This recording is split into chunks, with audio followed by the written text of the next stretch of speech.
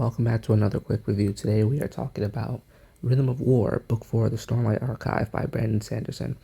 And this book actually took me a bit longer to complete than I originally wanted it to. And I have some reasons for that. The primary reason is I don't think this book did as much for me as something like Words of Radiance or Oathbringer. I think it's like around the same spot as like Way of Kings for me. And a lot of that has to do with um I think certain things work in this book and I think certain things don't. One of the things that work, and I've said this about the past three books, and I'm saying it again, Kaladin, his entire arc, in regards to his mental health and mental struggles, and and everything that he has to go through and face and overcome throughout the entirety of the story, I think works. It works really well as somebody who has gone through mental health struggles and whatnot, has gone through having ideas that are not good that I shouldn't be thinking about. I think it really touched me. It was really great. Another aspect of this book that I really enjoyed, Navani.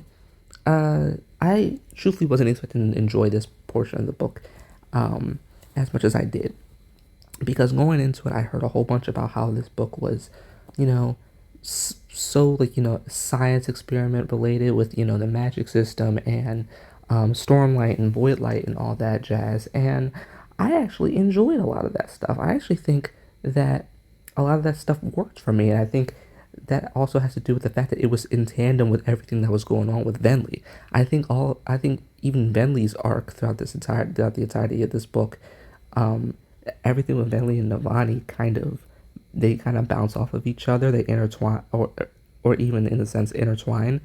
And I think just both of those work for me. I every time I got back to those chapters, I kind of had to log in for a bit because there's a lot of stuff that I wasn't understanding, but it felt good to learn about a lot of the things that were going on. I think a lot of that works for me. Now, if we're going on to what doesn't work for me, and this is kind of a complaint about where we're going in regards to Stormlight as a whole, and it's the fact that I think we could do with a little less. I think Stormlight needs to kind of adopt the idea that less is more, right?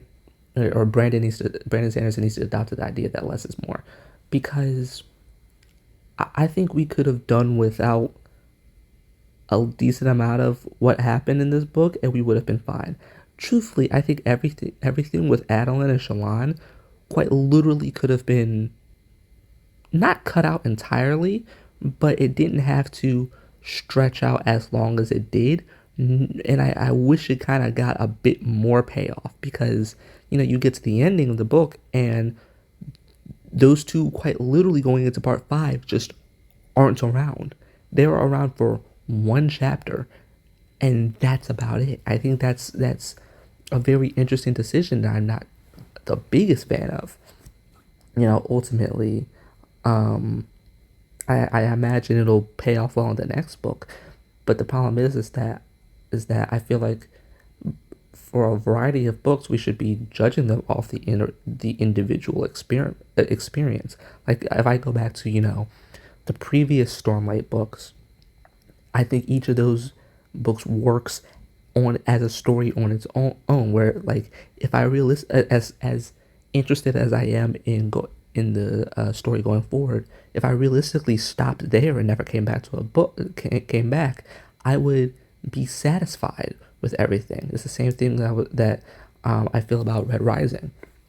For every book in that series, as much curiosity as I have for the story going forward, if I were to just for whatever reason stop reading it there, I would feel satisfied um with each of the stories.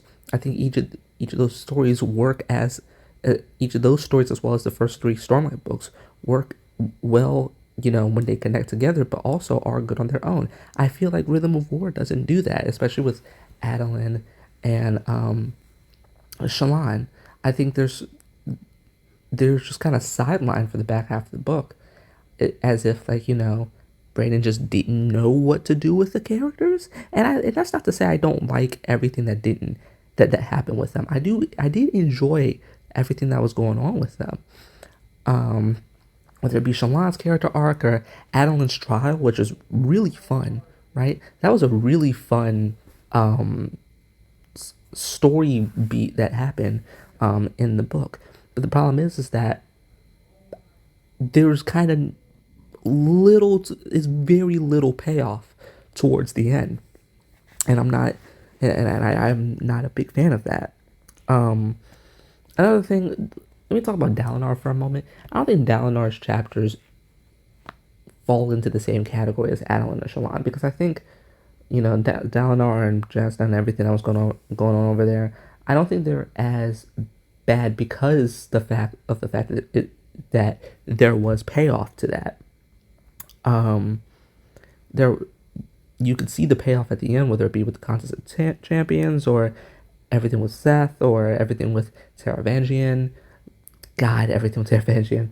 And there is a lot of really good payoff to that. However, I do also believe that there are some things that could have been cut, and we probably would have gotten to the same result and even felt even more satisfying, or just as satisfying. And that's what I worry about going into Wind and Truth, which I have sitting over here. I'm not going to read that anytime sooner. That's why I worry about going into Wind and Truth, that we're going to be just wasting a whole bunch of time, and there's going to be a whole bunch of stuff in there that does not need to be in there. The last thing I want to talk about, because I've talked about the negatives, I still think overall this book is great, but I have talked about the negatives a whole bunch. I want to talk about my feelings on the Sanderlanche and the Sanderlanche as a concept at this point. Um, I I don't like how it takes, and especially in this book, I don't like how it takes until the Sanderlanche for me to react the way I did to this book. Like, there are certain moments throughout the entirety of Way of Kings, and specifically Words of Radiance to Oathbringer. There are certain moments throughout the entirety that made me, like, jump up, like, get hype and whatnot. I was excited to keep going, excited to keep reading. And Rhythm of War doesn't really have that. As much as I really enjoyed the part 5 of Rhythm of War, I think Rhythm of War part 5 is still really good. Don't get me twisted. I hate how it took that long for me to feel that way. Because I was very excited, at during part 5. I wish it kind of the book had me feeling like that the entire time. I also do think it is a testament to this book's setup. It takes a little too much time, but even with, outside of Adon and Shallan, as slow as this book can move, that payoff is still amazing. It's the reason why moments such as Kaladin swearing the fourth ideal, Venli revealing she's a Radiant, Navani bonding with a sibling, the Contest of Champions, and everything with Taravangian, Jesus. I think that's the reason why it hits so hard. I just wish that the book made me feel that the entire way rather than just this one moment. And B, that setup wasn't as long and as arduous to get through. And I am excited for for Wind and Truth. I'm excited to see where the story goes, but ultimately, I am concerned that that book will, it being as I'm looking at it right now, it looks bigger than what Rhythm of War. That book will carry over a lot of my concerns from Rhythm of War, and that it'll be just about the same thing. If not, those concerns will end up being worse. That's what scares me. But yeah, I still think overall Rhythm of War. Is really good. It's hard for me to give it a score, just because I want to see where Wind and Truth goes, and I still want to think about it just a bit more. So I don't really have a score at the moment, but I still think the book is really good. I still did enjoy it myself, despite my negatives. Just because I'm critical or harsh on something doesn't mean I didn't like it. There are a variety of Trails games that I like have issues with. I think Trails into Reverie is a deeply flawed game. But all this considered, I still really enjoy that game. So yeah, that's it for Rhythm of War. Taking a break from Starlight, just because I'm itching to get back into Red Rising. I'm gonna go back to Stormlight, and then probably after I'm done with all of those, probably move on to the Farseer trilogy or something. But yeah, overall, I would still recommend reading Rhythm of War. I would just be aware of everything. Be aware of its pacing issues throughout the entirety of it. But yeah, thank you for watching. I don't know when I'll be back for another quick review. Maybe Tuesday. We'll see. Thank you for watching. See ya. Bye.